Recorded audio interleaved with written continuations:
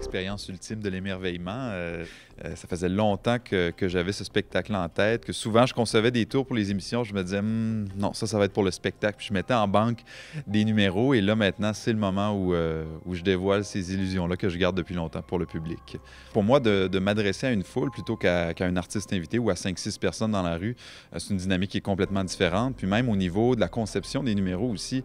Mais on a vraiment fait un effort pour garder ce que les gens ont aimé des émissions. On veut sortir des clichés des spectacles de magie conventionnels, donc c'est très moderne.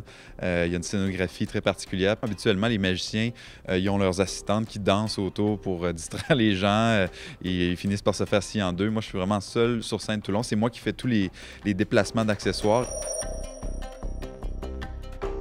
Ici, je suis dans mon laboratoire, dans mon univers. On reste avec des objets que les gens connaissent, une patère, une table, une chaise, et avec ça, on crée des miracles.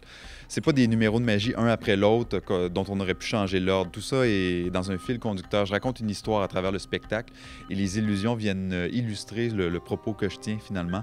Je raconte l'histoire de comment je me suis ramassé à la télé du jour au lendemain, comment j'ai passé d'un laboratoire de recherche à être une vedette d'une série télé, comment ça s'est passé, puis pourquoi ça s'est passé. On a conçu des numéros sur mesure aussi. Une fois qu'on a eu notre histoire, puis on s'est dit faudrait un numéro qui illustre telle portion de l'histoire.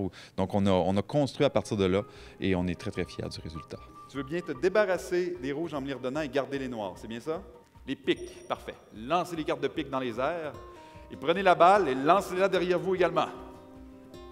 Est-ce que c'est un nombre ou une figure? C'est votre choix. Un nombre. Moi, je dirais j'ai peut-être un peu l'avantage d'être scientifique en même temps que je suis magicien, donc je crée un peu les tours que je fais, puis je mets de l'avant aussi l'aspect scientifique des numéros.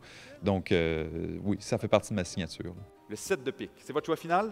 Et autant au niveau des tours qu'au niveau de la mise en scène, c'est vraiment unique comme spectacle.